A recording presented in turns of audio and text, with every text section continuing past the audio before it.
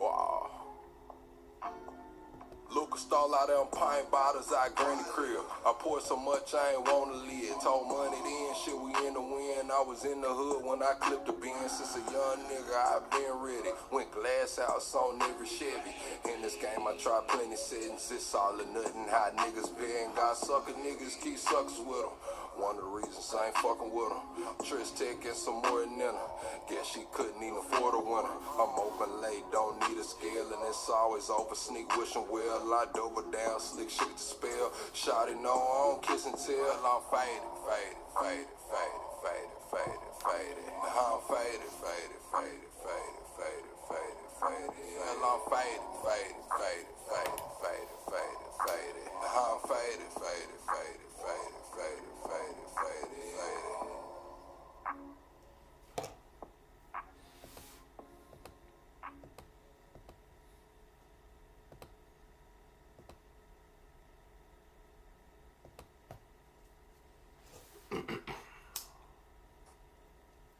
Welcome to the greatest damn show on YouTube. There we go. Welcome to the greatest damn show on YouTube.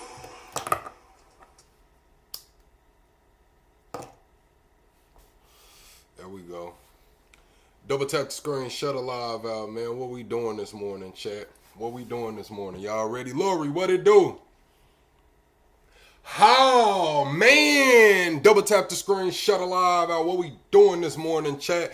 What we doing this morning, chat? Double tap the screen, shut a live out. I know I didn't come live last night. I had the live set up. But look, man, I do have a day job. You know what I'm saying? Sometimes when I get off work, I be a little tired, man. And I plan on going live, but you know, I gotta get rest. You know, sometimes I do have to rest, chat. I appreciate everybody for reaching out, trying to check on me. Money hit me up this morning and said y'all were looking for me in the Discord, man. Double tap the screen, shut a live out. We got an action-packed episode, man. We got one of Kobe Bryant childhood friends coming out all these years later, talking crazy about him, saying Kobe was selfish and didn't want to help him. We have an 88-year-old veteran who retired from General Motors in '99, but he lost his pension and health care coverage in GM's 2012 bankruptcy. His wife was ill at the time, passed away 7 years ago. He said he sold his home and properties to survive. Now he works 40 hours a week to make it. An 88-year-old veteran still putting in that 40 a week. We're going to get into the Venezuela as well. Y'all see I got Marco Rubio up here. The first segment of the show is going to be about him. Y'all just stay tuned. We got a 50-car pile up. I believe it's somewhere in Indiana. We're going to watch that. We got a couple miscellaneous clips, and we're going to get into a Republican mayor facing deportation over voter fraud charges. Said he voted for Trump 3 times with that green card. How is he voting 3 times with a green? We gonna get into that as well. Then Nick Fuentes got a clip breaking down Larry Ellison. I believe Dave Smith was on Piers Morgan talking about Netanyahu asking for a pardon. We got an action-packed episode. Y'all double tap the screen, shut a live out, man. Call your auntie, uncle, and your cousin. Tell them plug live, and he running his mouth, man. Let's get into it though. Let's get into the show, man. Let's get into the show. Be sure to double tap the screen and share the live out. Share this video out far and wide. If you are watching on the playback, be sure to comment throughout, man. We are 25 subscribers away from the next sub goal, man. So, we know that Trump snubbed G20. What was that, last week? Trump snubbed the G20. Him and South Africa had everything going. They closed the meeting, hitting the gavel. They were supposed to pass it to the president. Trump, he wasn't there. Didn't send JD Vance. Nobody was there. But we know the next G20 is in Miami. Trump has since told South Africa they are not invited. Like, hey, dude, look, South Africa, y'all can't come to the G20 in Miami in 2026. Well, also today we have NATO foreign ministers meeting in Brussels. Guess who's not there?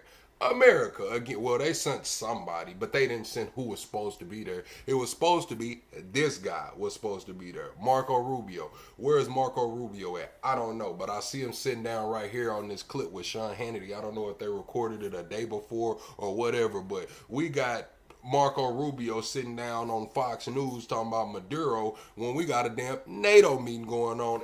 And who did they send? Who did they send?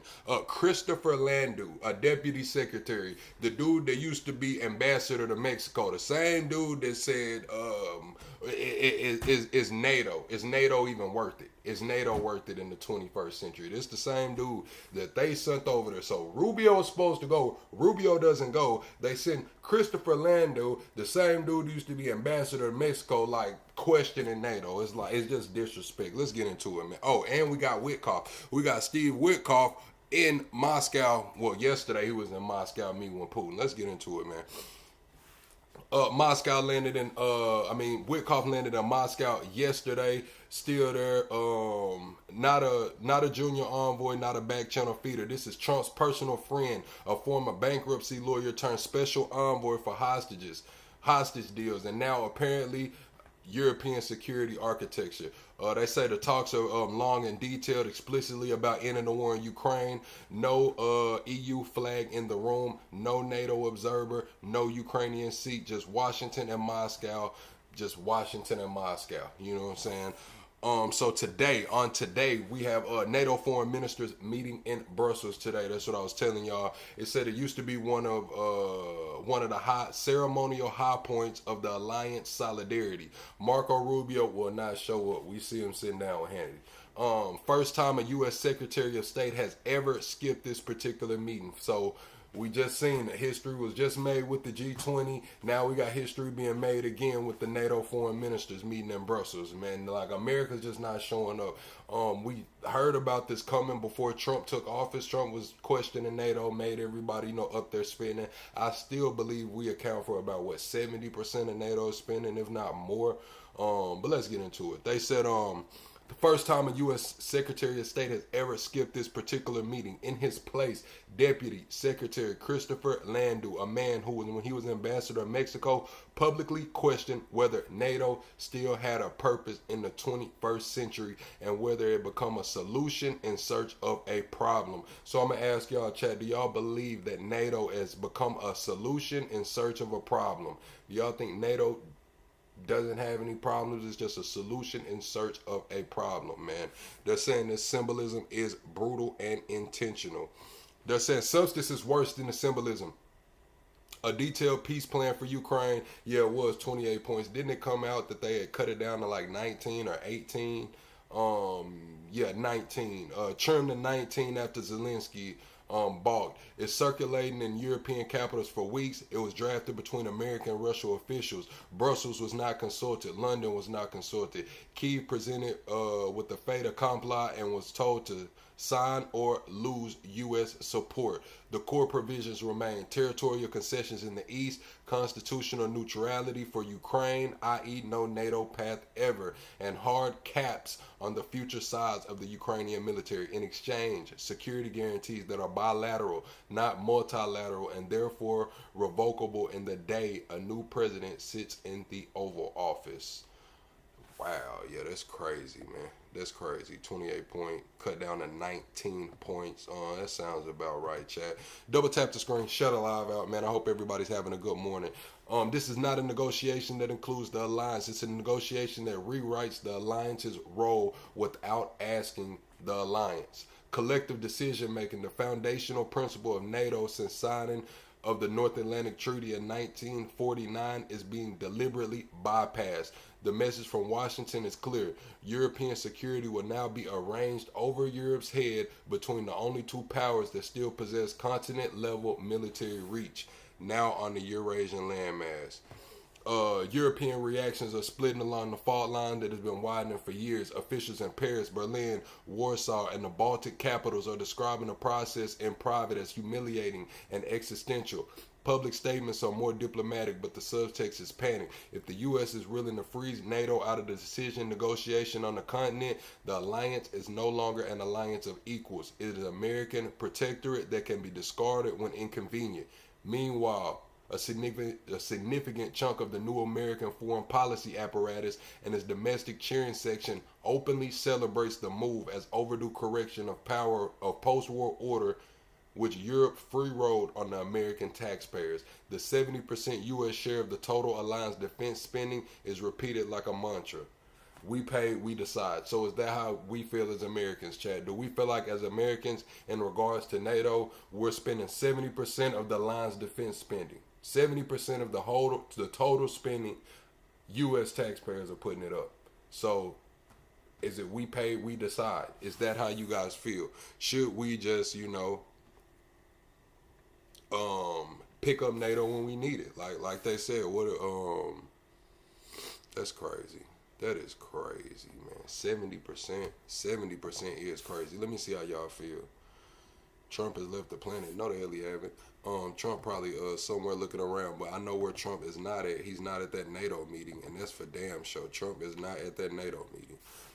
It says the combined effect of Witkoff in the Kremlin today, yesterday, Rubio's absence today, and the leaked bilateral plan public, unmistakable announcement that the U.S. is moving from primacy within a multilateral framework to primacy outside of it. NATO is not being dissolved, but is being reduced to a toolbox that Washington can open or close at will. For Europe, the strategic nightmare is no longer Russian tanks rolling west.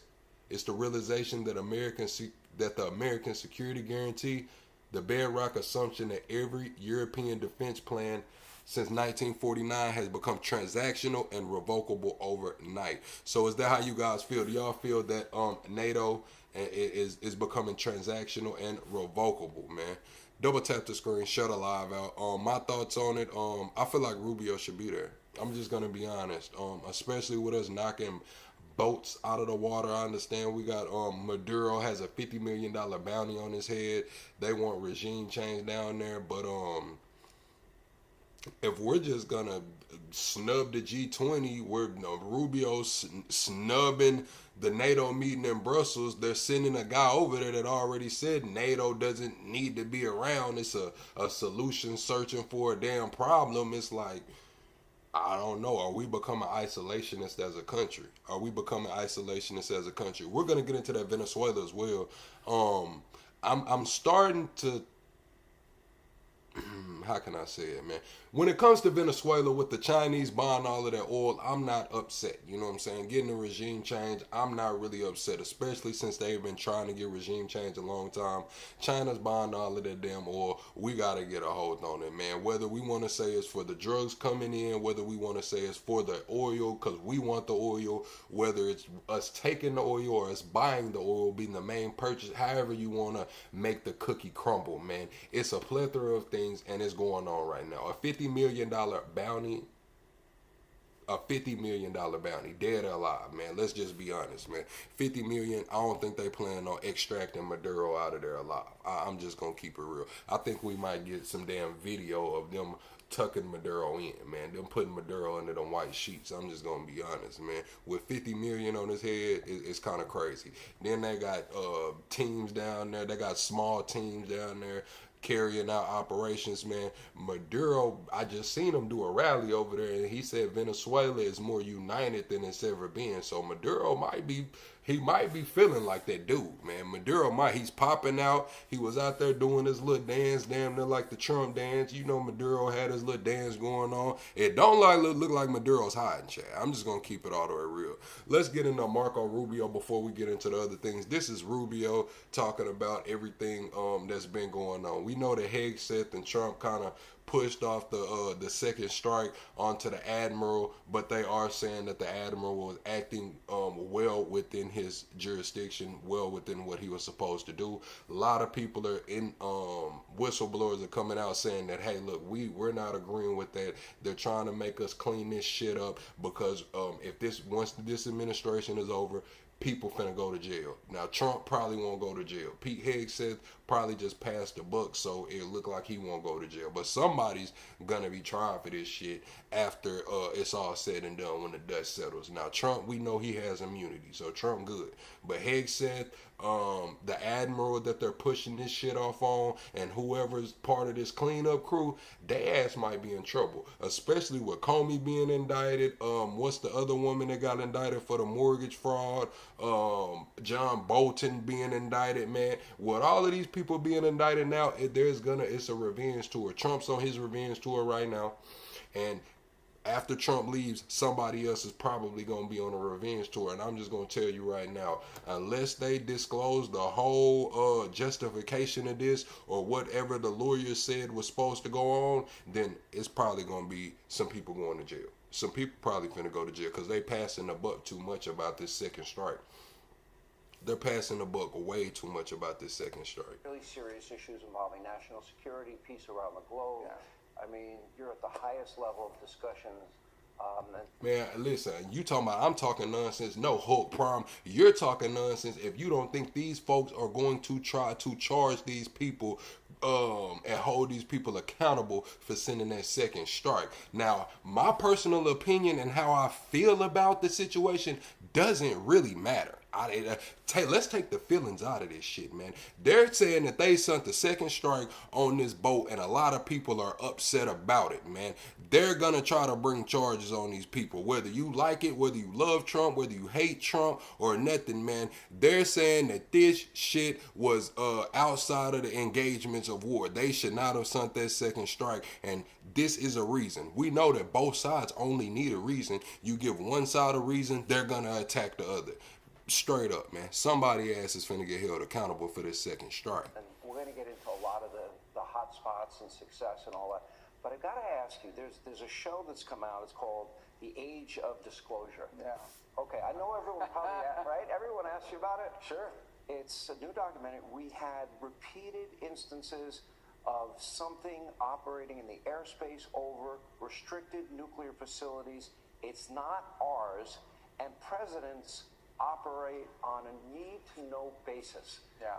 Okay, that is... So a couple points on it. First of all, I'm not disavowing that. It was an interview that was done almost maybe 3 or 4 years ago when I was in the Senate, but so it wasn't recent. The second point I would make, I was describing the allegations that people have come forward with. I have people that came forward to us. You know, some of these people were Navy pilots, admirals, generals, whatever, that would come forward and say, that there were programs in the U.S. government that not even presidents were made aware of. So I was describing what people had said to me, not things that I have firsthand knowledge of in that regard. A little bit of selective editing, but it's okay because, you know, you're trying to sell a show there. But the fundamental comments, I haven't seen it, but the clips I've seen and people have shown me are fundamentally true, and that is there are things, we know this has been documented, there have been things that fly over the airspace, restricted airspace, be it where we're conducting military exercises or the like, and everyone in the government says they're not ours. And so what I worry most about, just me personally, is that some adversary, another country, for example, has developed some asymmetric capability for surveillance or the like that we just are not prepared for. You know, we're looking for missiles and fighter jets, and they're coming at us with... Rubio, that's not the shit we trying to hear as an American people. We just heard Trump get up there about a month ago and say that we have planes that are invisible. We got some shit that can't even be seen. He went so far as to say, not just on the radar, he said he don't even know how they fuel them up. He don't even know how they put gas in them bad boys because they're invisible. Now, you mean to tell me it's some shit flying around that we don't know what's going on? That's bullshit, Rubio, man. Keep it real, man. Keep it real, Rubio. Y'all know what the hell going on. You just don't want us to know. With drones and balloons. I remember, you know, when NORAD turned on the radars and started looking for balloons, all of a sudden they spotted a bunch of balloons flying overhead. 90% of them were in. How the hell we know what's going on and what the weather like in Jupiter and outside of the damn solar system, but we don't know what's flying over our waters? Man, give me a damn break, man. Y'all want to tell me that we know the temperature of the sun and all of this other old shit, but we don't know what's flying right above our... Man, give me a damn break. Innocent, you know, things. A couple of them were Chinese. And so... But we never look for balloons because our radars aren't trained for that. So that really was the point I was trying to drive at. I can't comment on the rest of the documentary. It has, as I said, claims from people that were former admirals, naval fighters, people with high clearances in government. Some of them are pretty spectacular claims. I'm not calling these people liars. I don't have independent knowledge that what they're saying is true. The one observation I had is we had people that did very important jobs in the U.S. government who are saying these things. So we have people with very high jobs in the U.S. government that are either A, liars, B, crazy, or C, telling the truth. And two of those three options are not good. Those But I are don't know three the options. answer. I don't know the answer. I don't have any point of, I don't want to call them liars. I just don't have any independent way to verify everything they said. Now I'm gonna be honest. When it comes to those things like that, it is compartmentalized. I do believe these systems and the people that are investigating this and developing these technologies is all compartmentalized. So it might be on a need to know basis, but somebody knows. Somebody knows. Rubio, somebody over there knows. You might not know. Somebody knows what the hell is going on.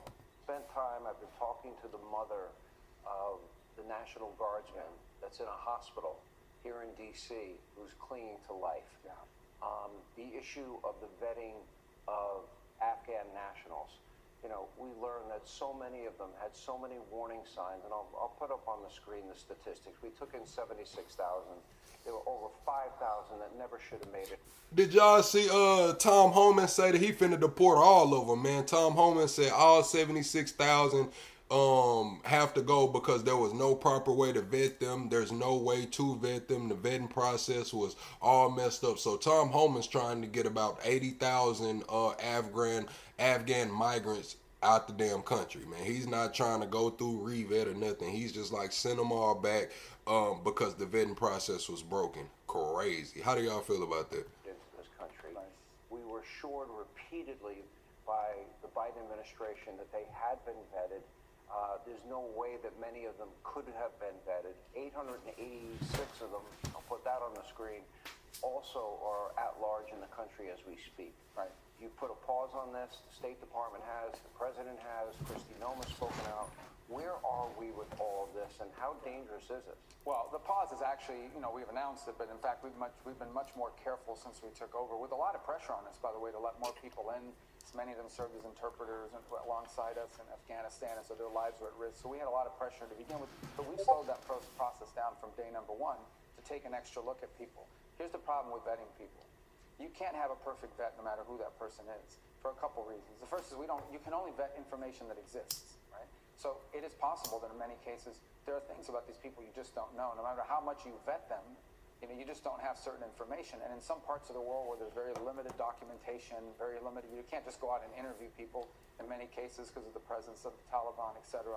It becomes very difficult. Yeah, I'm not gonna lie, the Somalis in Minnesota in trouble right now because Trump came out yesterday, talked crazy about them. Trump talked so crazy about the Somali community over there. And then I seen a guy saying that they got malls over there in Minnesota and they selling everything cash only and you get no receipt. Cash only, you get no receipt over there in Minnesota. Trump talked crazy about them folks yesterday. We're going to get into that in a minute. The second thing you can't vet, you can vet what people have done in the past.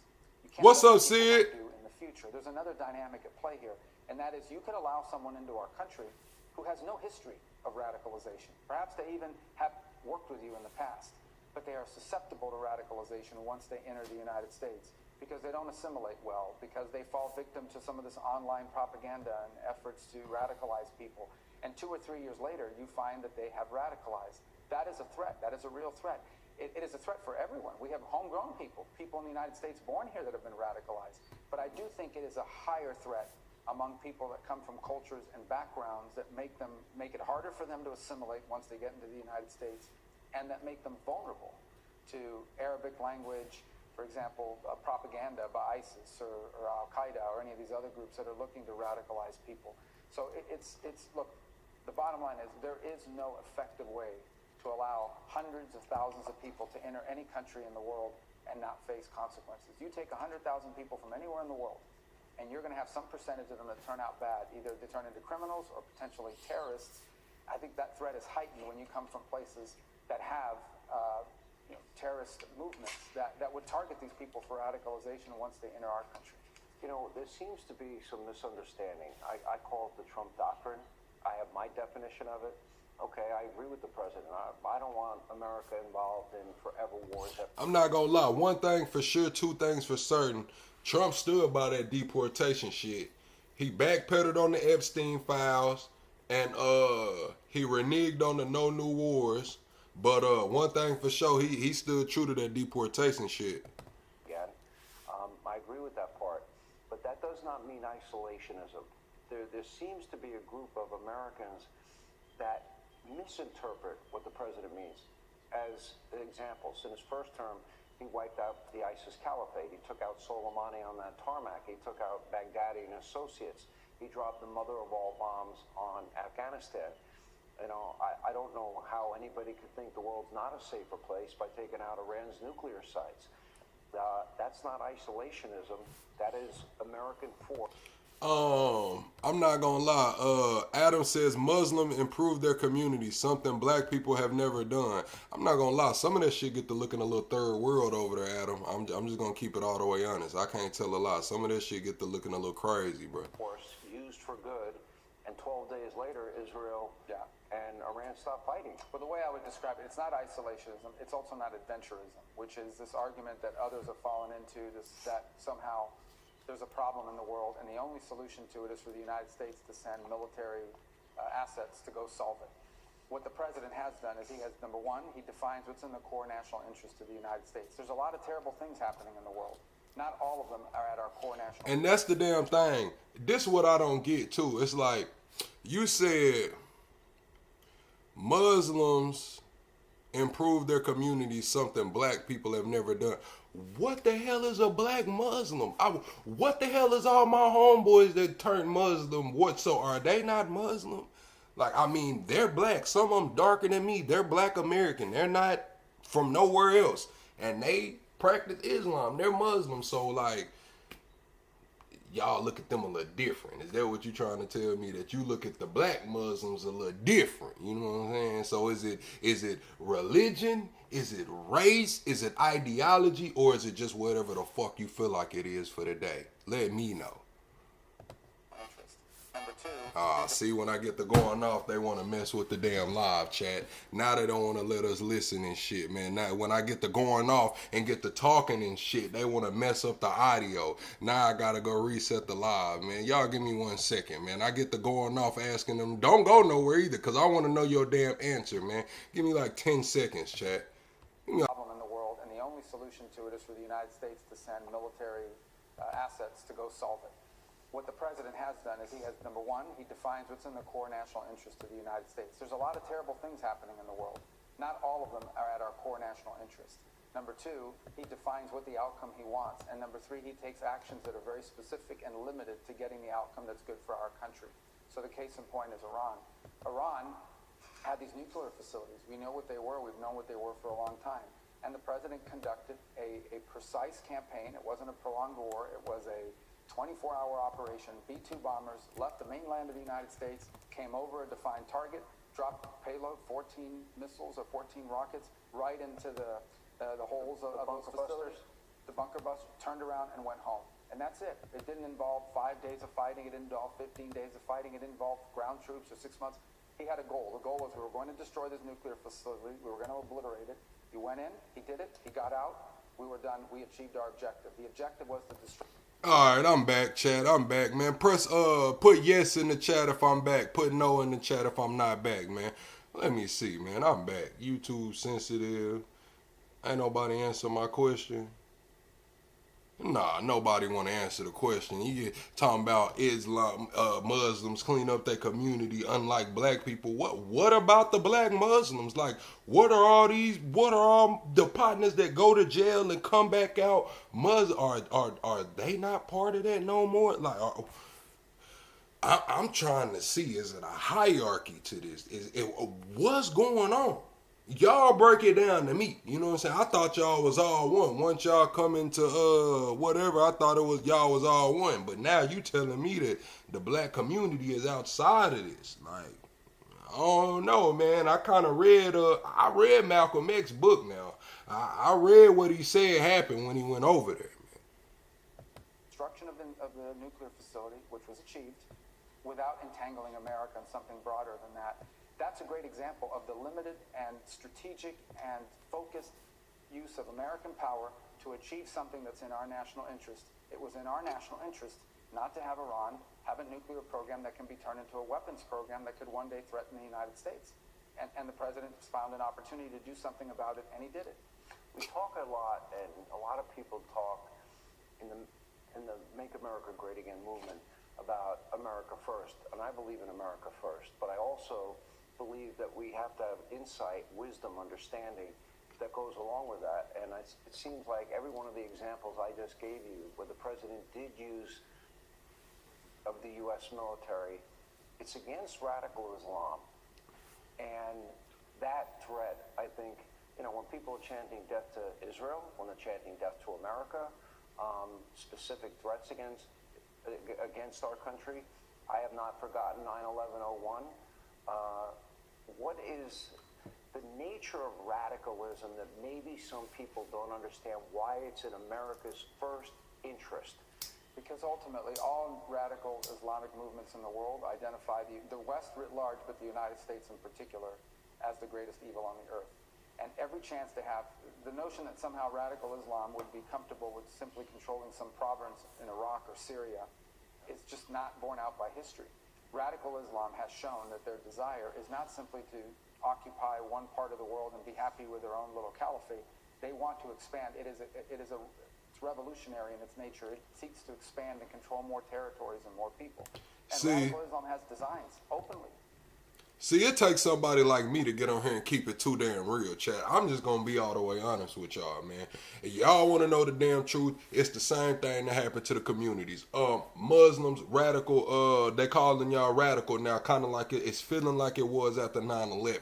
You know what I'm saying? I'm just going to be all the way honest. It's feeling like it was after 9/11 with the Muslim community right now. And y'all, a lot of Muslims say, look, man, the radical people, they radical, man. I'm not over there with them radical, you know what I'm saying? But they not denouncing the radical Islam, so they're gonna get called sympathizers. This is the problem. This is the conversation I had with my partner that owned the bodega or whatever y'all want to call it, the shop back home. I was having this conversation with him because it's the same thing like with the white community. Yeah, you might not be a racist or a Nazi or whatever, but if you're kind of, you know what I'm saying, you over there with them, but you're not really with them, it's like you're going to get called a sympathizer.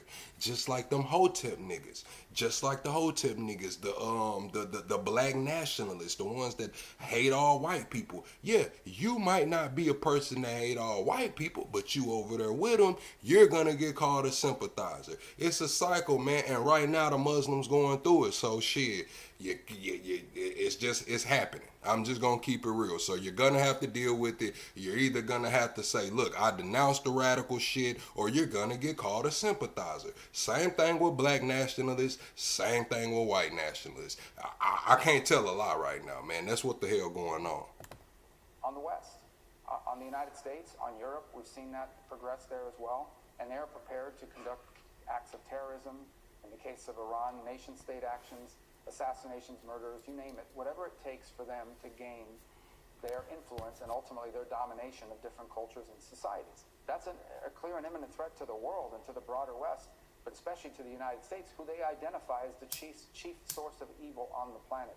Okay, the reason why they hate the Kingdom of Saudi Arabia, the leadership of the UAE, of Bahrain, is because they've allowed the United States to partner with them. That's why they hate them. They consider them infidels for it. They hate Israel. But they also hate America, and they hate anywhere in the world that we have influence. I'm not telling nobody to denounce anything. I'm just saying that shit, this conversation's going to be ongoing. This is going to be an ongoing conversation, just like it is with the black nationalists and the white nationalists.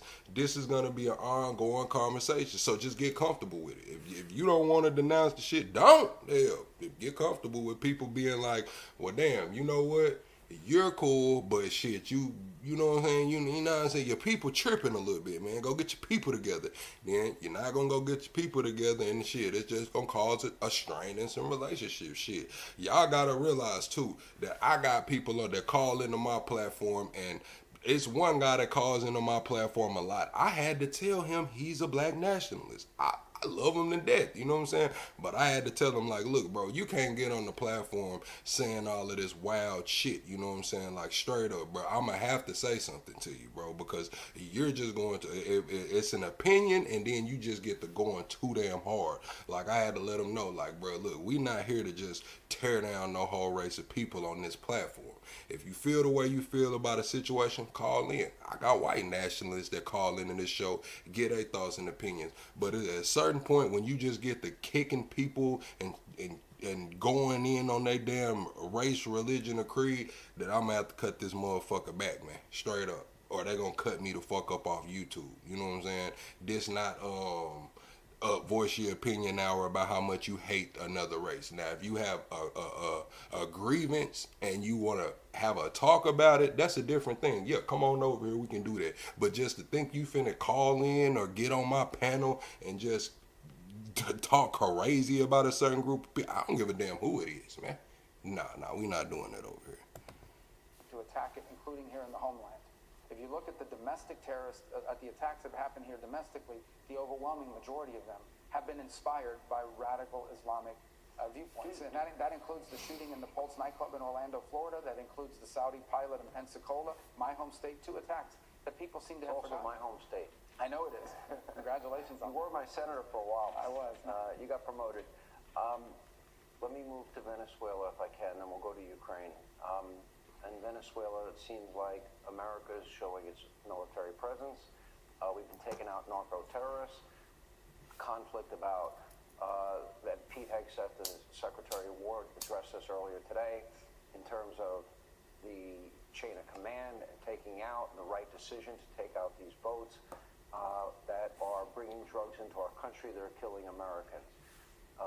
Maduro's been basically told by the president to get out. On the verge of a possible conflict here? No, so there are a couple things that I would say about it. The first is... That's what I'm saying. It's kind of crazy. Maduro has been told by the president to get out. Dude, this is my country. I'm just going to be all the way honest. I didn't think Maduro was going to go easy, man. Picture y'all being the leader of somewhere. Might be a little corrupt, you know what I'm saying? It might be a little corrupt. Hell, it is what it is. I'm not saying Venezuela is not corrupt, man. But picture somebody else. Now, picture this, Chad. Picture Putin saying Trump gotta go. Picture Putin getting on air saying, look, man, Trump gots to go. We need Trump the hell up out of here. What if he got on there and said that shit, man? Or Chi got up there and said that. We would be like, man, what the hell is going on? Hell no. So that's similar to what's going on in Venezuela, man. They're rallying around Maduro off the simple fact of it is, it's like, this our shit. You know what I'm saying? Yeah, we know we got a little problems. We know it's a lot of cocaine and prostitution over here, man. But look, man, chill out. We'll deal with it. That's what they're saying. That's why they're rallying behind Maduro. So we got to step into their role. What if Chi or Putin or somebody said Trump got to go, man? Get Trump the hell up out of here. We finna send our intelligence agencies over there to run psyops, man. We finna drop propaganda over there. We finna put boots on the ground. We on the hunt, man. We outside wherever looking for whoever, man. That would be crazy. The country would rally behind Trump. Even the people that despise Trump would still rally behind him because it's another country's leader making the decisions on U.S. soil. But the president has authorized the counter-drug mission in the region. The fact that Maduro is upset about it tells you the drugs are coming out of Venezuela. I wouldn't listen. Now, let me be all the way clear. I'm not really tripping on them going over there getting Maduro up out of there, man. China's buying all of that oil. We're running for energy dominance by 2030, man. China's trying to be energy dominant. They already got the infrastructure built out for the, the big battery factories and shit, man. We a little bit behind on that. So now we got to get the oil. We got to secure the damn oil, bro. We got to secure the oil, man. Not mad at securing the oil. Is it a plethora of things? Yes. We're going down there trying to secure that oil, be the number one buyer because China's the number one buyer. What else we trying to do? Oh, the drugs blowing smoke off the boats. Like I said, somebody ass finna be held accountable for that because they already passing the buck too much. Hegseth and Trump put it on the admiral, but they said they backed his action. They know that somebody finna try to hold them accountable for those strikes. If you look at these votes, the Maduro regime is not a legitimate government. What it is it's a transshipment organization. It allows cocaine and other drugs that are produced in Colombia to be trafficked through Venezuelan territory, and with the cooperation of elements of the regime, are allowed to sail out on airplanes and leave Venezuela on airplanes and ships headed towards the United States. So they openly cooperate with the drug dealers. In addition to that, the Venezuelan... Allegedly, Clinton had them coming over here, man. Wasn't Clinton getting them birds in, chat? Allegedly, wasn't Clinton the one bringing them birds in, man? They said. Ain't that how the crack epidemic started, man?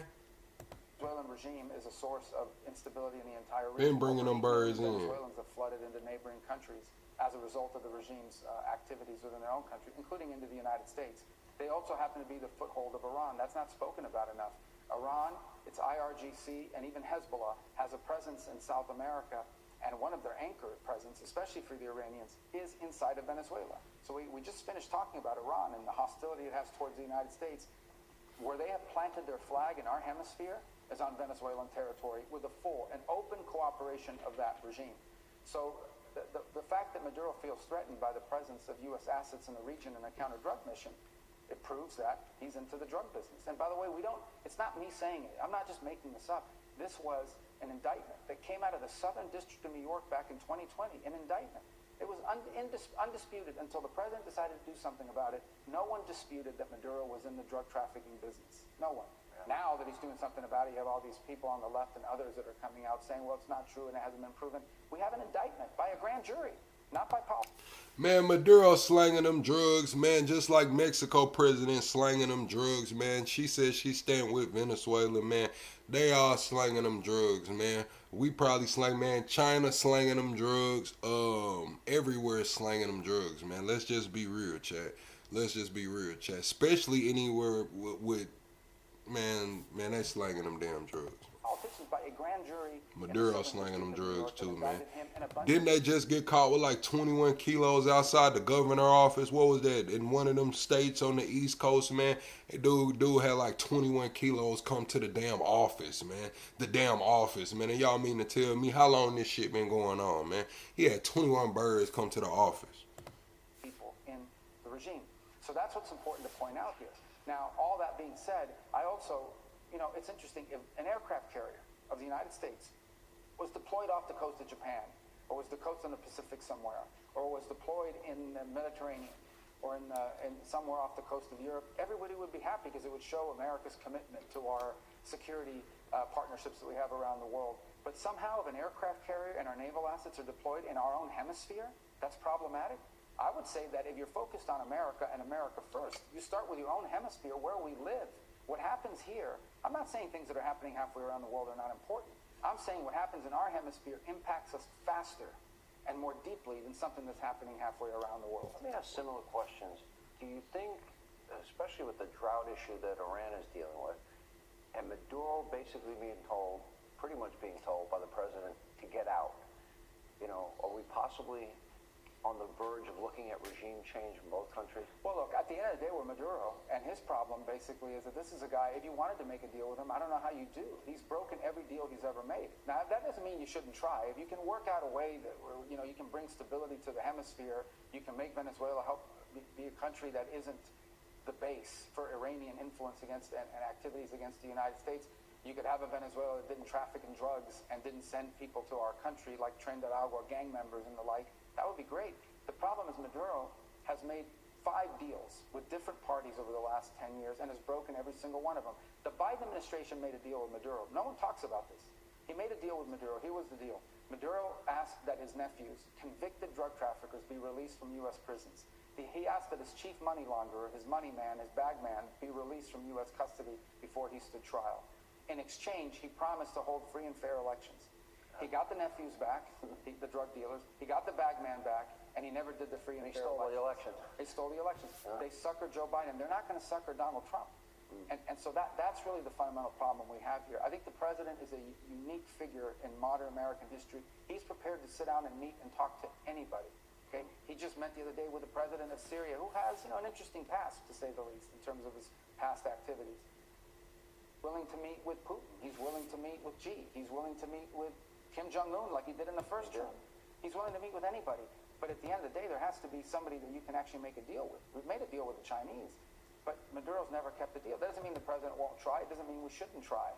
Let me ask you, maybe you spent the most time, and the president's been clear that he thought Russia-Ukraine might end up being the easiest peace deal to make. He said it ended up being the hardest. It is the hardest.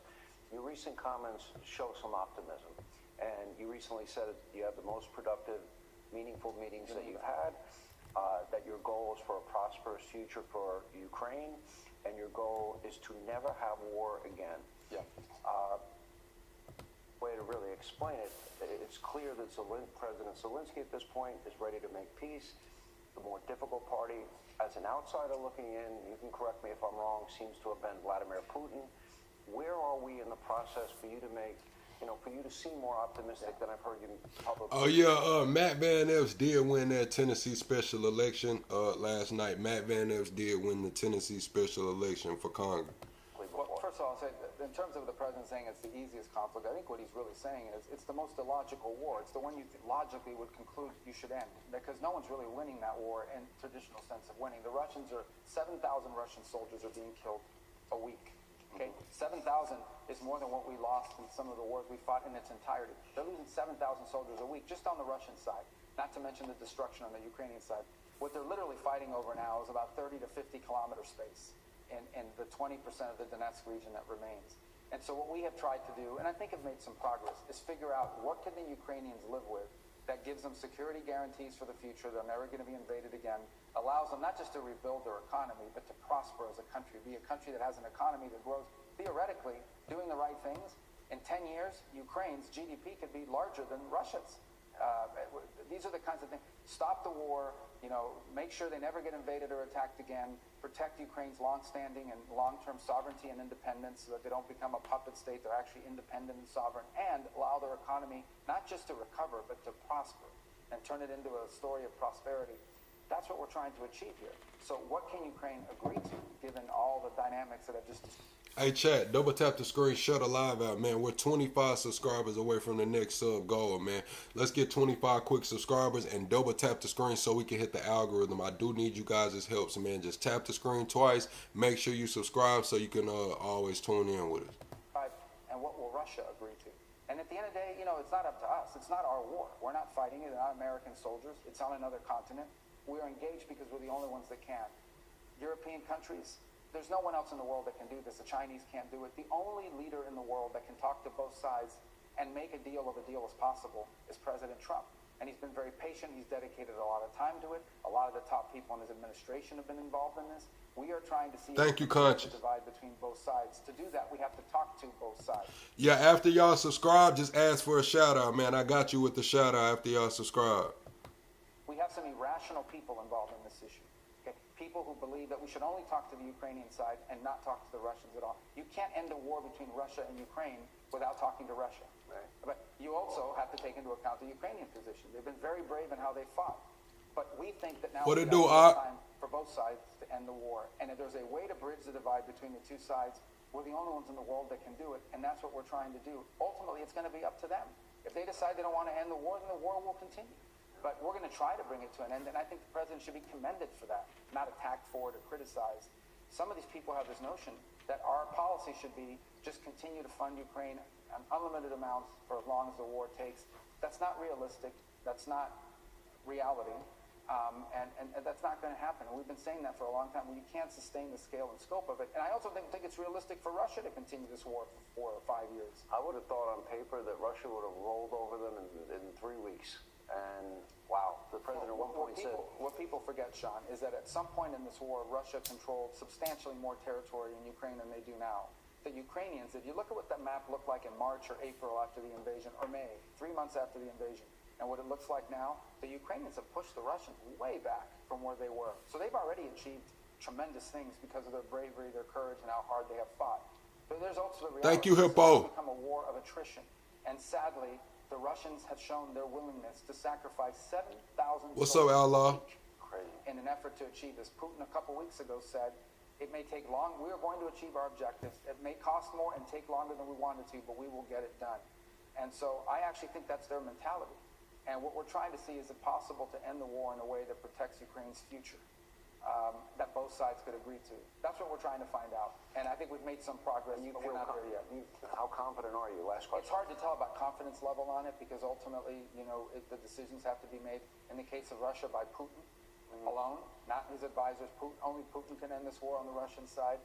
So I think we're going to explore. We have tried to bring both sides together and see what proposals we could come up with that both sides could live with. We're going to do everything we can to make it work. That's what we've been doing for 10 months. That's been our aim and our goal here the entire time. I think we've made some progress. We've gotten closer, but we're still not there. We're still not close enough. But that could change. I hope it changes. Hey, Sean. All right, man, we finna move on into the show. Yes, Hippos, most mornings I am on in the morning and night. I either do one, most of the time I do both. Around the 8 a.m. morning show and a 9 to 9:30 p.m. evening show, nighttime wrap up. But I'll at least do one or the other. I'm in the process of moving right now, so it's gonna be a little shaky, but I'm gonna make sure to give y'all at least one or the other, if not both, every day. Every day. No Diddy, no Epstein.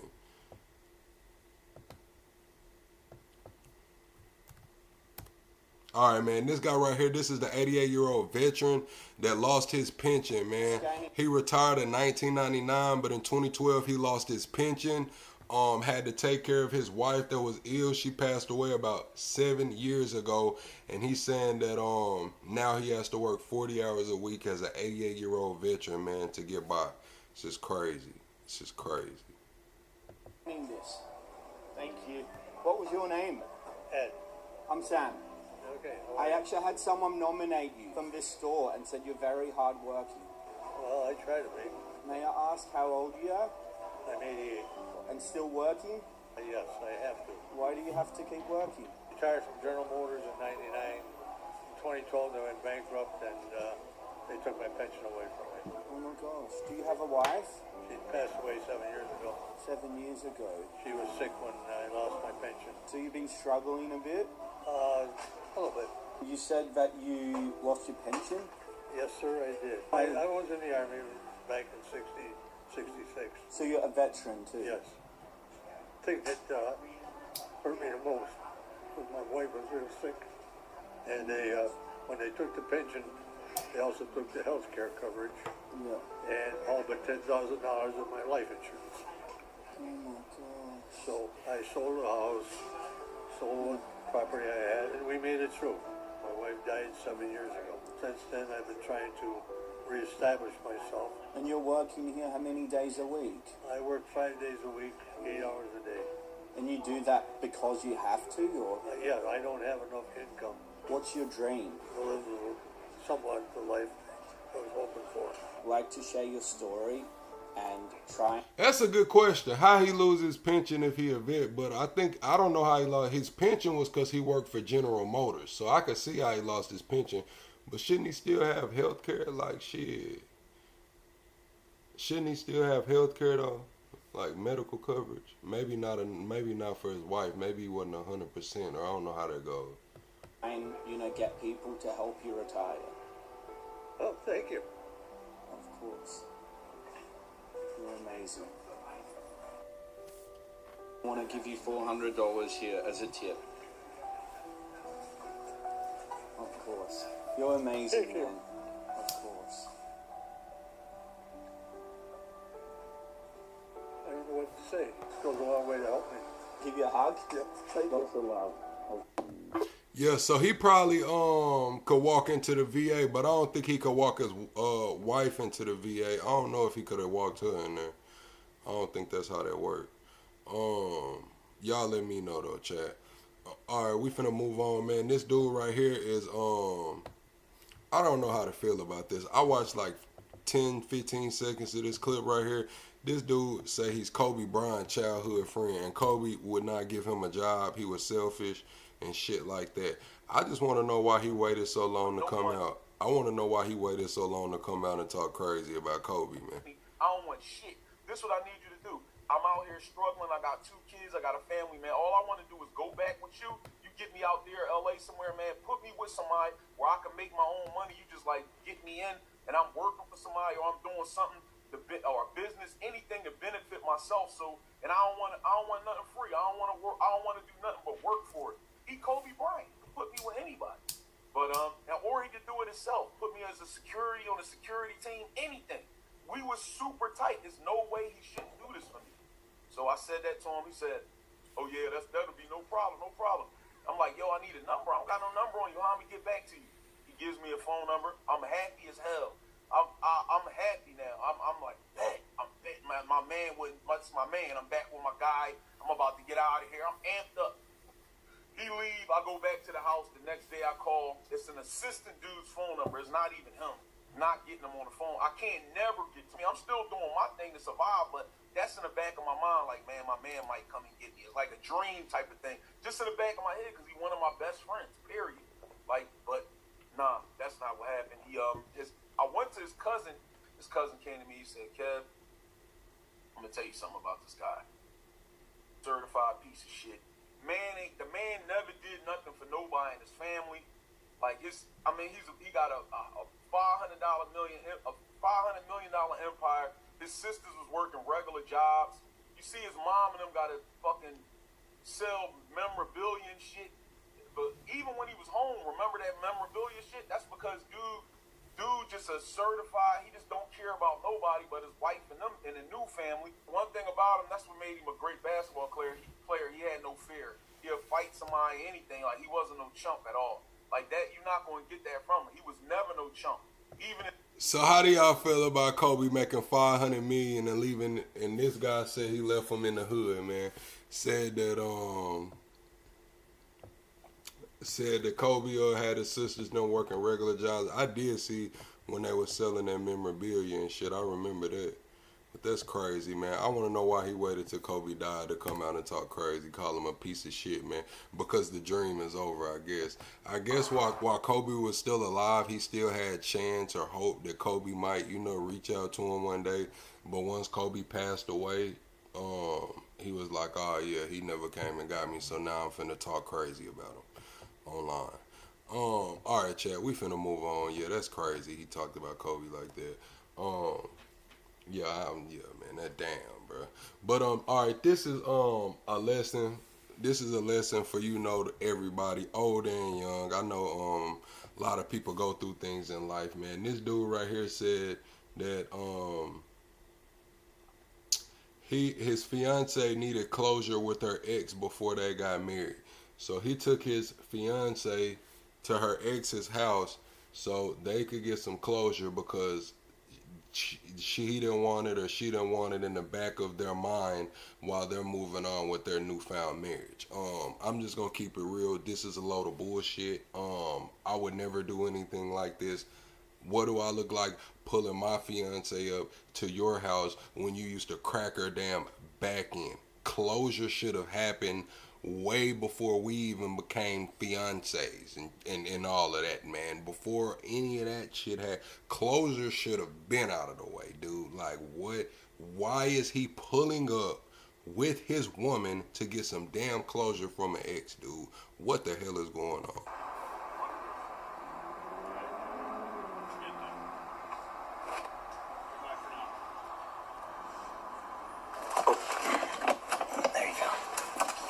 How was it, baby? That was good. Yeah?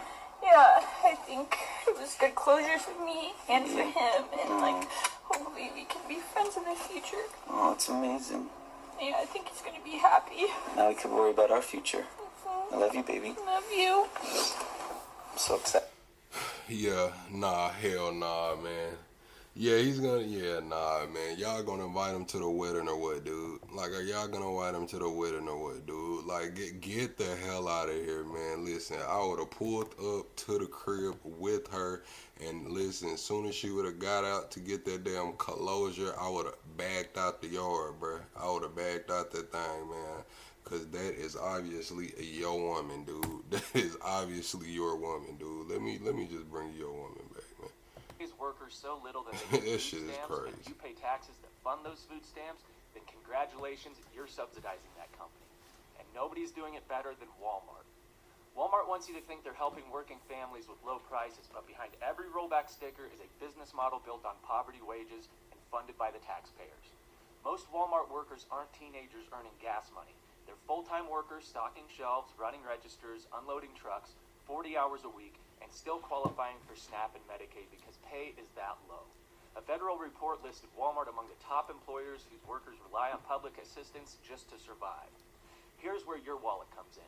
Government support for Walmart workers, food stamps, Medicaid, housing subsidies, cost taxpayers an estimated $6.2 billion every single year. Zoom in on one store and taxpayers are covering $900,000 to $1.75 million per Walmart location per year, just to fill the gap between poverty wages and a living wage.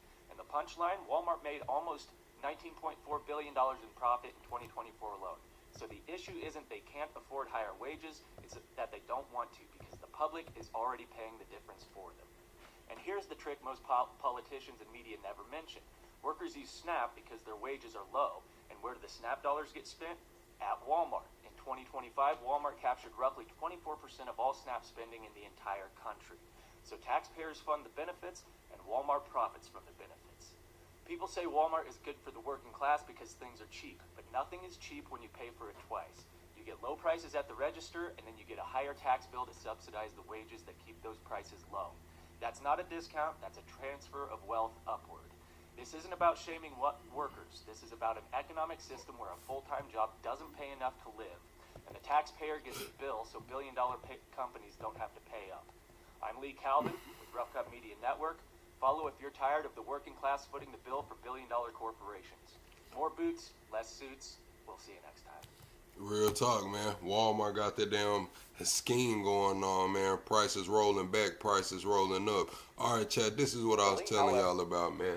This dude is a damn mayor in Coldwater, wherever the hell, Coldwater, Kansas, man. And he had a green card and came out and told everybody that he voted for Trump 3 times. How the hell are you voting with a green card, dude? Like, you're not supposed to be voting. He just applied for citizenship in 2025. And this is this is second term being mayor. How the hell is he mayor? How the hell is he mayor, Chad? I'm just kind of confused, man. How the hell is he mayor?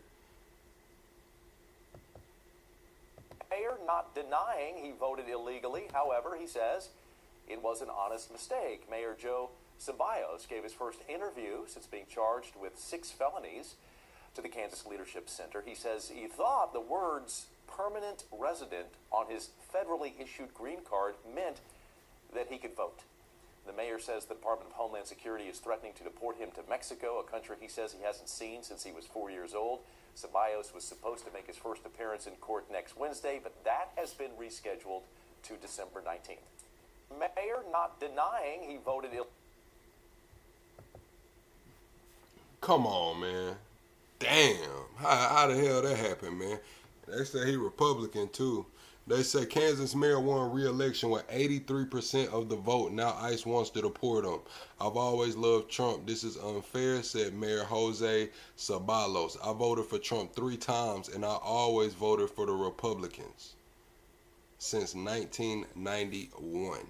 How the hell is you voting all of these times, man? How the hell is you voting all of these times? Been voting since 1991. That's crazy, man. All right, Chad, I'm going to let y'all pick what we get into next. Y'all want to watch, Piers Morgan had Dave Smith over there debating about Netanyahu asking for a pardon. We can watch that one. Mamdani and Bernie Sanders went out there and did a little rally with the striking Starbucks workers.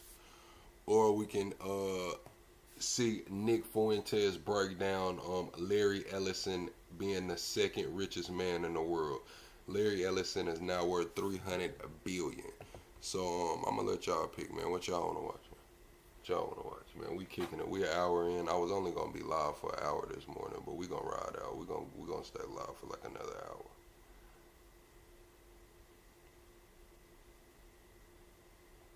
What y'all got for me, man? What y'all got for me, man? The Piers Morgan, Dave Smith, Netanyahu, the Mamdani, and Bernie. Or we can see Nick talk about Larry Ellison, man. Alright, you know what? To hell with it. I'll make the pick, man. I'll make the pick, man.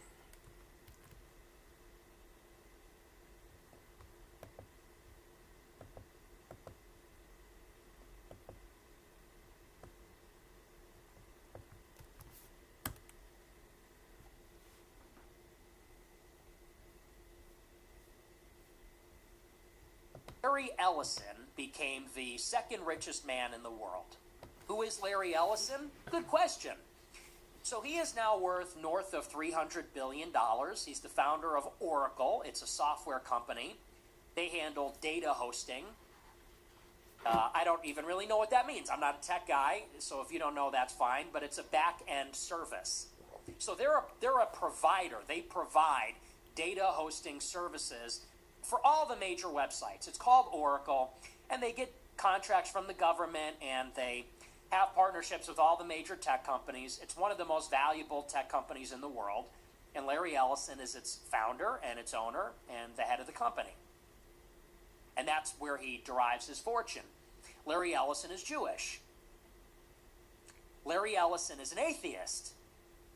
Feels very strongly about being Jewish, so strongly that he is a huge supporter of Israel.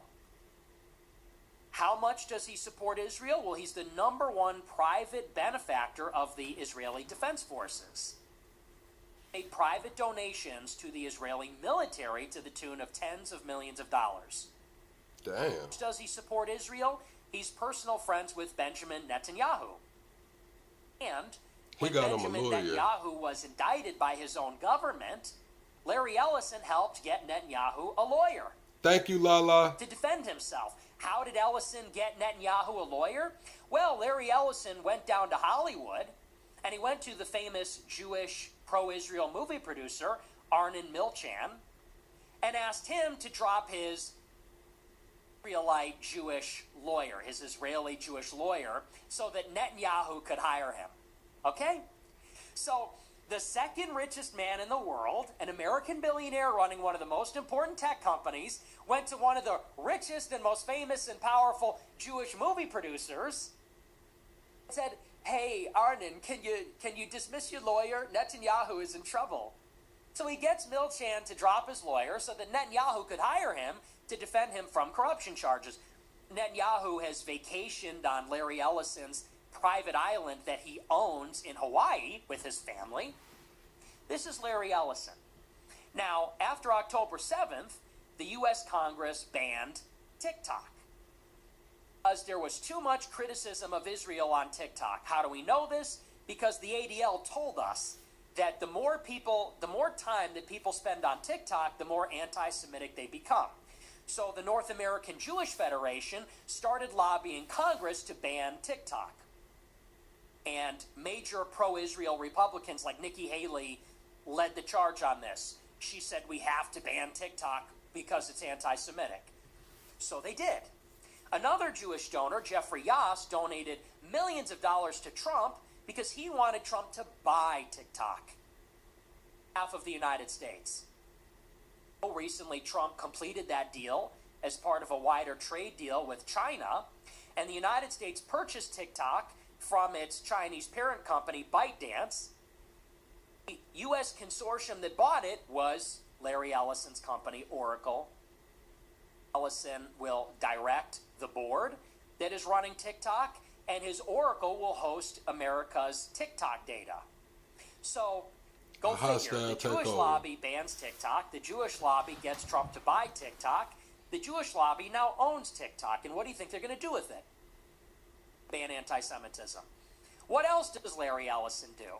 Well, his son David Ellison has a production company called Skydance. Ellison underwrites the acquisition of Paramount by Skydance. So his son now owns Paramount, the Hollywood media conglomerate, which includes CBS, one of the major broadcasting networks. As part of the deal, to get Barry Weiss to run CBS. CBS will buy her website, The Free Press, for $150 million, and she will now be the editor-in-chief of CBS. Barry Weiss, of course, is an Israeli spy. She went to Columbia University, where she tried to get pro-Palestine professors fired as part of the David Project, a Jewish group. Then, when she finished college, she studied under Yoram Hazony in Israel at the Shalem Center. Then she came back to the United States and was mentored by Bret Stephens, the Jewish columnist at the New York Times.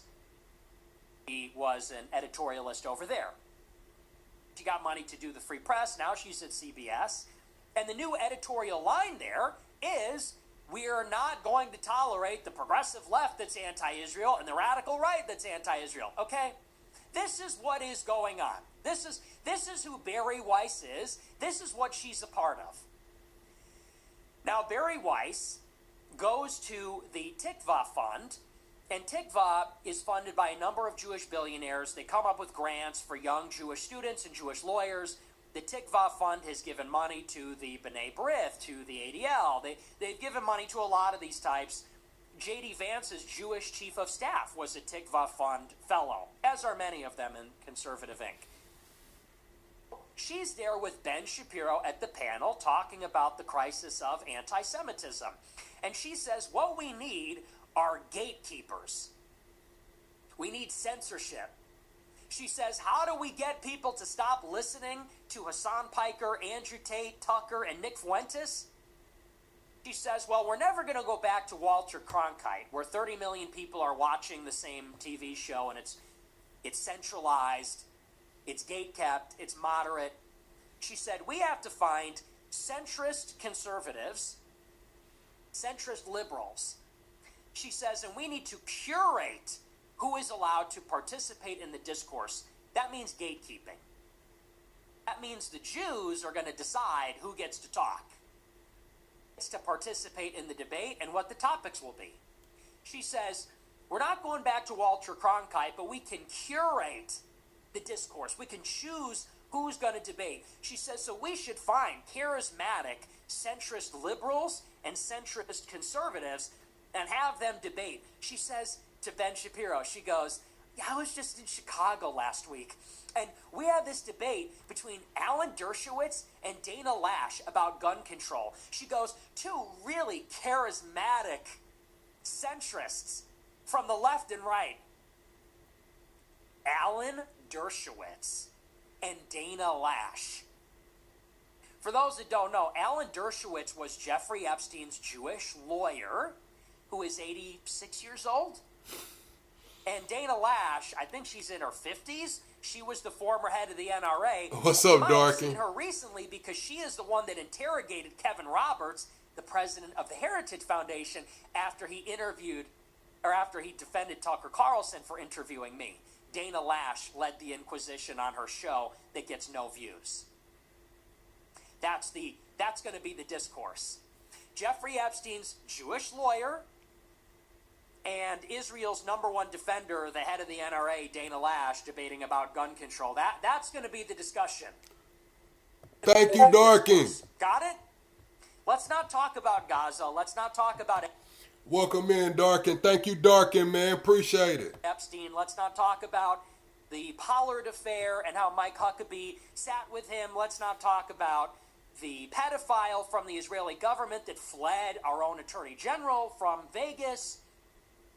Not talk about the war in Iran. Let's not Thank talk you, about Sid, Mike for the Waltz renewed being controlled membership. by Netanyahu. Let's not talk about Marjorie Greene being forced out of Congress by death threats for... Shout out to Sid for that 3 months plugged in. Thank you, Sid. Let's not talk about any of that. Let's not talk about the 20-year MOU or anything concerning all of that, which is fanatical, radical. According to Tucker Carlson, my new best friend, that's anti-Semitism. According to Tucker Carlson, that's Jew hatred. Everything that I just said up until this point, Tucker characterizes that as Jew hatred. He says, Nick is 100% right that Israel influences Congress. He said, but I don't agree with the Jew hate. Well, you know, Tucker, my friend, it's a little bit bigger than Israel influencing Congress. There's a little more to the story, and it doesn't make me a Jew hater for saying that. Anyway, Alright, man, that's Nick, man, going off about Larry Ellison, man. Alright, let's keep pushing, though. I don't know, man. Mom Donnie and Bernie might not be talking about shit. Mom Donnie and Bernie might not be talking about shit. Alright, let's see what, this Dave Smith on Piers Morgan talking about Netanyahu trying to get a pardon, man. I think Trump is advocating for Netanyahu to get a pardon, man. Yeah, I believe Trump is advocating for Netanyahu to get that pardon, man. We finna get into it.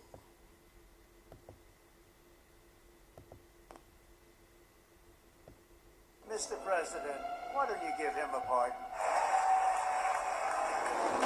The thing that's wildest about it is the context of this coming after 2 years in the destruction of Gaza. For most people, Pierce, they're thinking of the tens of thousands of babies that he's murdered. You know, on a rare occasion, I think I have to agree with some of your remarks.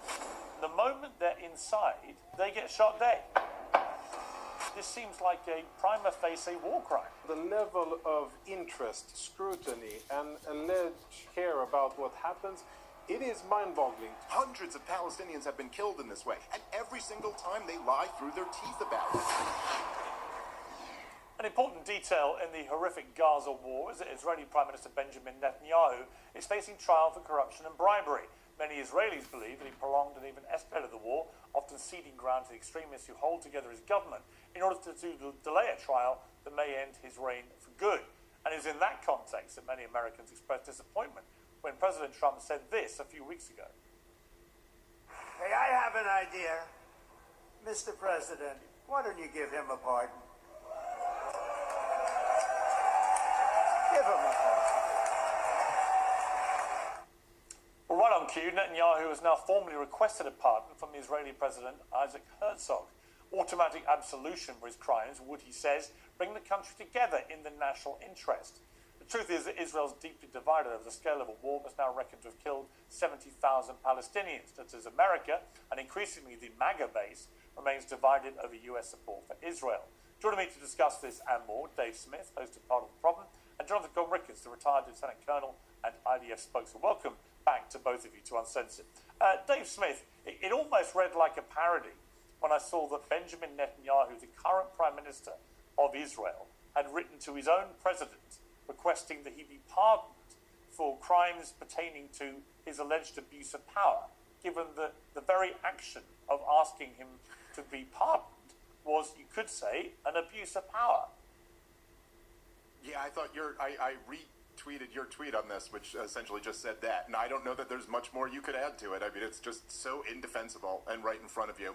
I guess, like, the thing that's wildest about it is the context of this coming after 2 years in the destruction of Gaza and support for Israel absolutely collapsing around the world. That in the wake of all of that, like, for most people, Pierce, when they think of the crimes of Benjamin Netanyahu, they're thinking of the tens of thousands of babies that he's murdered. They're thinking of destroying all of Gaza, which we can only reasonably deduce that the whole goal of the thing was what they're, you know, like when you were arguing with Dave Rubin and they dismiss Ben-Gvir and Smotrich as ministers or whatever, but the only thing you can deduce from this is that the plan all along was exactly what they said, to make Gaza unlivable and try to drive all of the Palestinians out of there. But in the wake of that, I see y'all over there arguing about Kobe, man. Kobe case was crazy, man. Kobe case was crazy. He did buy his wife that ring. I think the girl did want to bang Kobe, right? I think she just didn't want to do it in her butt, allegedly. And I think that's what happened. I think that's what happened, man. I think Kobe wasn't supposed to put it in her butt, allegedly. the guy who's clearly, at the very least, has this real problem with incentives, where the war continuing is in his political interest, and think about how disgusting that is. But now he's going to say, oh, what, it'll bring unity to Israel to absolve me of my crimes? Well, that's awfully convenient now, isn't it, Pierce? Jonathan Conricus, surely you can't defend this, can you? Well, as you know, Piers, not a spokesperson for my Prime Minister, never was. I spoke on behalf of my military. And, you know, on a rare occasion, I think I have to agree with some of your remarks. And, you know, I think head of opposition in Israel, he made the point that this isn't really a pardon request because there's no admittance of guilt and there's no repentance. So I think it's mostly a political issue. I try to stick in my lane, you know, to speak about things that I actually know a little bit about, military affairs, our enemies, etc. And I wouldn't wander too much into it. And of course, you have your opinions on it, and that's fine. Well, to be honest, look, there are opinions that would pertain to any world leader. Just to be clear, I mean, to remind people of what these charges are, and he would have been on trial by now if it wasn't for the war. And as I said at the start, many people believe. Oh, he actually is on trial, Piers. He is on trial a few times a week. He's in the sorry, yes, section of the I'm trial, sorry. which is now Just to clarify, I meant counter evidence. I meant it would have all been sorted by now if it hadn't been for the war. Likely, right? I mean, we can't say for sure, but it's likely it would have been dealt with. For a significant length of time. I think we can agree that it would have been faster, but Yeah. I mean, the proceedings are ongoing. They're interrupted every day. I understand from various notes in the courtroom, and that the Prime Minister has to leave because of events, and he's tending to state affairs, and he gets notes from his assistants, and many of the proceedings have been cancelled. So definitely the court and the court proceedings have been delayed by the fact that the defendant is actually running a country at war. Right, but of course right there is the incentive for him to carry on warmongering. I mean, he could argue if you were being cynical.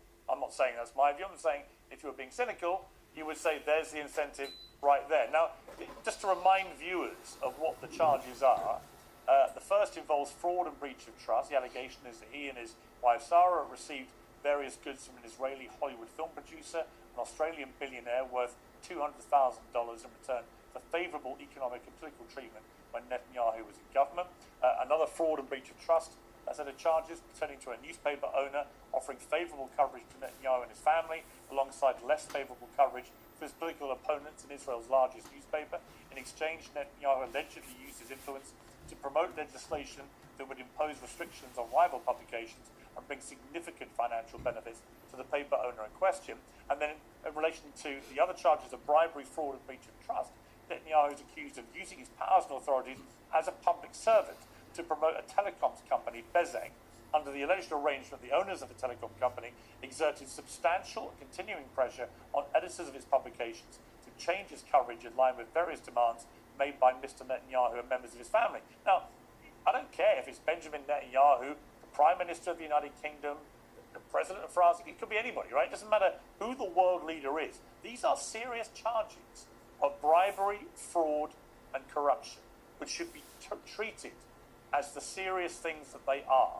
For a world leader to be committing these kind of offences, albeit he wasn't the actual leader of the country at the time most of this went on, but he was certainly one of the power people in the country.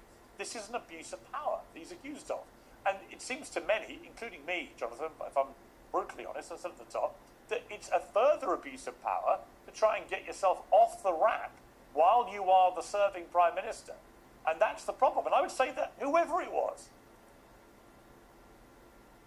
And I would agree. And I would say that if someone wants a pardon, then there's an established norm for pardon, and that is to accept responsibility, admit guilt, and ask for forgiveness. By doing so, begging for pardon. That's the way someone who is not a legal scholar and an expert, understands it, and that's what I read is the acceptable norm. That isn't what we're seeing. What we're seeing is part of it's a political move at a very select point of time towards the president in order to apply pressure there, and eventually to get rid of something that definitely appears to be a quite burdensome nuisance for the Prime Minister. That's what I read into it. And as a citizen, you may call me naive, but I actually have trust in my legal system. I've seen previous sitting Israeli Prime Ministers be charged with corruption and sent to jail and serve time in jail. Not 2 weeks like in France, but actually served more than a year and a half. A guy that you had on here, Olmert, was convicted of corruption, and he was summarily sent to jail, and he served jail time. We have a former president, which is a far less executive power, but nevertheless a head of state. He was charged and convicted of sexual misconduct and things of that nature. But you've never had you've never had a serving Prime Minister, right, using the fact that he's on trial for criminal charges, using the fact that he's the Prime Minister to get himself off the hook. And Dave Smith, to bring you back in there, I mean, he was... No, never a serving one and a very powerful one at that. I agree. Well, look, I'm glad that you've conceded on that ground. Dave, he was the Minister of Communications when this happened, so he was a member of the government. like I said, we discussed the abuse of power, the irony of another abuse of power to do it. What's up, Justin? How relevant or otherwise is the pressure that Donald Trump brought to bear on this, urging Isaac Herzog, the president, to fully pardon Netanyahu before this? Because you can't imagine that Netanyahu would have done this if Donald Trump had preemptively said what he said. Maybe he would have, but certainly it's a pretty big deal when the President of the United States of America, the head, the commander-in-chief of the world empire, and of course, you know, the country that props up Israel, inserts himself in their domestic politics like that. I mean, that is no small deal, so it's certainly noteworthy. I think it's also noteworthy that in that same trip that you're talking about, Pierce, is when Donald Trump joked around about how Miriam Adelson, his biggest donor, prefers... Yeah, I'm finna start saying that I conducted a damn poll, man, and we polled 500 people from ages 24 to whatever on should America leave NATO, and you'd be amazed at the results. We had 52% said yes, 48% said no. Yeah, you know, in the little small text, they'd be like the poll was 1,000 people. You know what I'm saying? They questioned 1,000 people. Now that's, you know, results. Go get them peer reviewed or whatever. Israel to the United States of America, only to then a week or so later, after he made the demand that Israel simply not annex the West Bank, the Knesset voted to annex the West Bank while J.D. Vance was in Israel. So I don't know. I mean, I actually love, Pierce, that at this point when we do these panels, the first question that you ask the pro-Israel guest is just, you can't defend this, right? Well, to be fair to Jonathan, though, I would say the reason I like having Jonathan, but the reason I like Jonathan coming on Uncensored, I do think he's been far more intellectually honest about some of these issues than many other people on the Israeli side. He's not afraid to say when he thinks things are wrong. You may not agree with a lot of the things he defends, but he's not afraid to be critical. Many of the others are blind, on both sides, by the way, can be blindly non-critical of whatever their side does. Well, let me, in that spirit, Pierce, I will say, and I appreciate Jonathan acknowledging what he did up front there, but I would say just maybe something we all could agree on.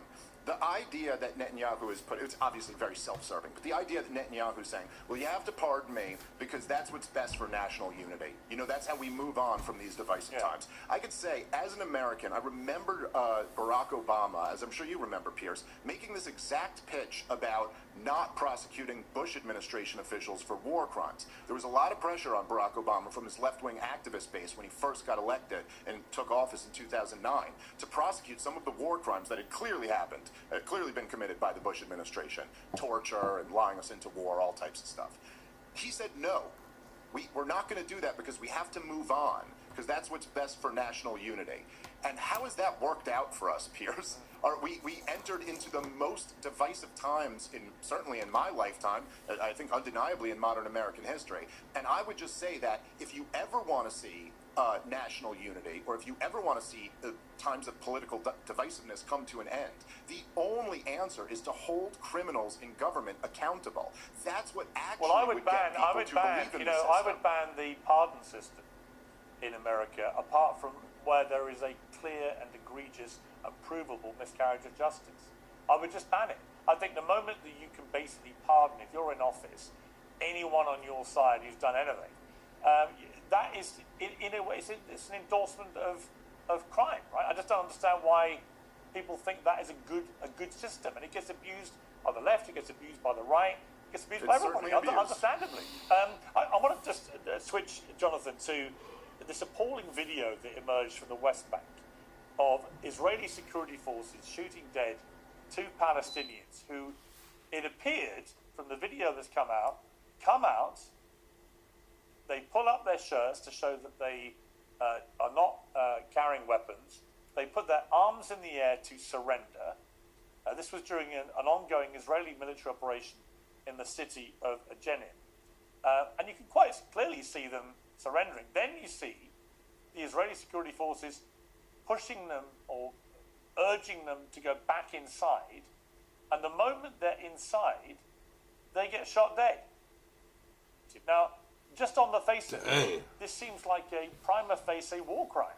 If you have people surrendering like that and you then shoot them dead, that is an illegal execution, isn't it? Yeah, so if the video is unedited, which I believe that it is, and I don't have any evidence to suggest that it has been edited, and I take it at face value, and if indeed what we see in the video happened, then it is a dramatic deviation from anything that is acceptable in the IDF, in combat activity. Say the shit is a war crime. Quit beating around the bush, dude. Like, damn. If it's unedited, and I think it's unedited because I have no reason to think that it has been edited, and what we are seeing is a standard deviation. Now, yeah, what? Damn, what is this? Damn, bruh. Is this Lean Six Sigma or is this war, man? Is it a war crime or not, dude? Or otherwise. And what currently is going on in Israel is that this is being investigated by the highest levels. The Israeli chief of staff, the commander-in-chief of the Israeli military, General Zamir, just put out a statement after having visited the place himself. This is just a few minutes ago. It's out on Israeli media, and I'm sure you'll see it soon on international media, where he says that by initial assessment, this is it raises significant questions, and that this needs to be investigated deeply. And if there indeed was, if this appears to be true, then there need to be consequences, and there will be consequences. Now, what's going on is that there's an investigation.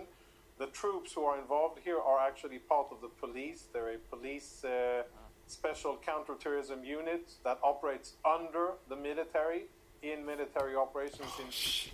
Here we go with some damn plausible deniability, man. That's what goes on, man. When we get to doing guerrilla tactics, war crimes, and having people huddle up and after they done surrendered and gunning them down and shit, man, then here comes the plausible deniability. Every country does it, man. Every country does it, man. It's crazy.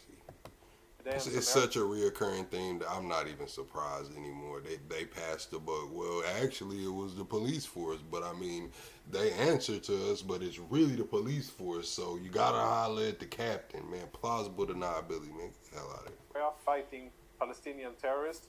The raid. Since it's the police force, you know that's local. You know that has nothing to do with war. That's local. They were carrying out a regular arrest. So the activity specifically here was many hours of hunting down terrorists that were planning attacks, and one of them had executed attacks against Israeli civilians. And they finally surrendered after they understood that they couldn't fight anymore, and then this allegedly happened. I don't like it at all. If it is indeed what happened, then I think there should be drastic measures against those involved. This type of behavior cannot be condoned, and I'll remind everybody that we've had similar but different instances in the past. In 2015 or 16, I believe it was, an Israeli soldier wrongfully shot, illegally shot a Palestinian terrorist who had tried to attack Israeli troops. That was also caught on camera, and that soldier was investigated, stripped of his ranks, and thrown into military jail. Have any of them, Jonathan? He illegally shot a terrorist that was trying to attack them and ended up in jail. Look, again, I admire your candor about this, and I'm glad you say what you've said. But two observations I would make. One is that the IDF actual spokesman, Lieutenant Colonel Nadav Shoshani, said shots had been directed toward the two men as they exited a building. Now, we can all see that is not what happened. So that's a lie. So you've got an IDF spokesperson on the record lying about how is that a lie, Piers? Because they were not shot as they exited a building. They've been shoved back under the building by the Israeli. It's a pretty big omission. Yeah. They came out, surrendered, and then were pushed back in, and then executed. Yeah. They weren't shot as they exited the building. Yeah. And the second thing I would say is you've got our old friend Ben Gvir, a national security minister, who gave his full backing to the officers involved, saying terrorists must die. And Dave Smith, I'll bring you in here. right here, you've got two of the biggest problems in this whole war. One is that we only know about this because it was caught on camera. And it begs the question, how many more incidents like this have been going on that we don't know about? Once again, I remind people, and Jonathan, I know you agree with me about this, it is outrageous that the international media remain banned from the ground in Gaza, where they could verify what's been going on there, even though we're 7 weeks into a ceasefire, albeit one which has continued to have a lot of violence within it, but it is a ceasefire, and you still won't let the journalists in. I think it's outrageous that the Israeli government continues that ban. So you can't verify what's going on. But again, this only came to our light because of a video that was taken. And then you have people like Ben-Gvir and Smodrich who don't give a damn. They would happily see all the Palestinians out of there. That's what their stated mission is. Yes. And the question then becomes, how much of their stated mission, which everyone on the Israeli side always tries to downplay, they're not that important, they're not this, they're not. Well, they're senior members of the government. And I think, Netanyahu only got back into power by jumping into bed with these people. And I think he's been pushed ever more to the right in terms of his outlook on this. So you've got all this going on as the backdrop to this.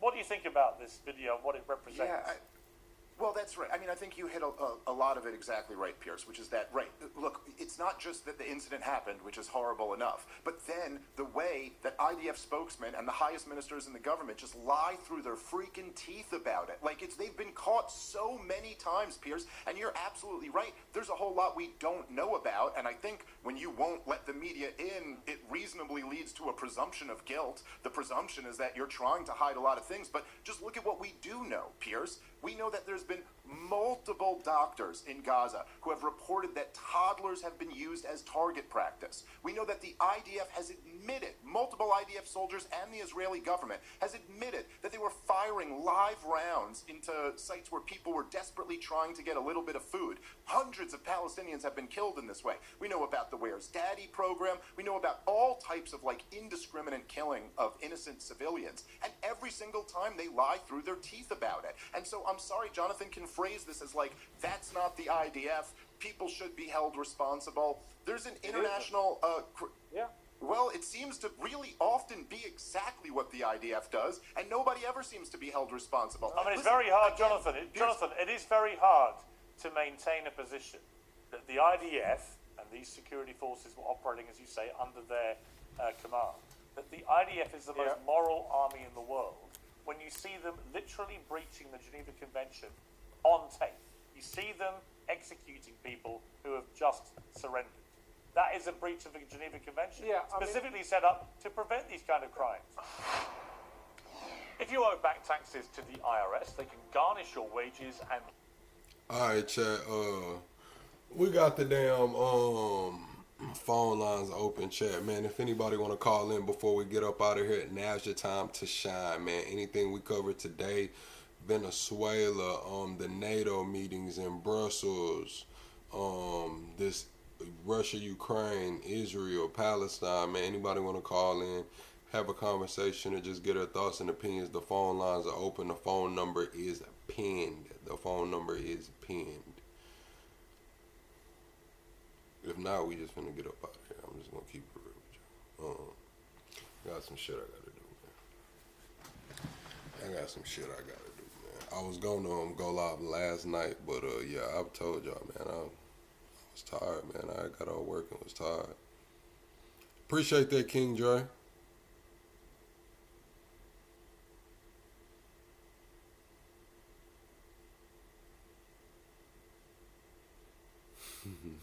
Say you push a P, no. Alright, man. Yeah, we finna get up out of here, chat, man. I'm glad that y'all rocked out with me, man. We'll be back tonight, man. Tonight. We'll be back tonight. I'll see y'all on the next one, chat. Be sure to share this video out far and wide. Thank you, Laurie. If you came in late, be sure to catch the playback, man. The playback is always fire. Share this video out. If you are watching on the replay, be sure to comment throughout, man. Comment throughout, because I see y'all comments on the replay and I come back and talk. You know,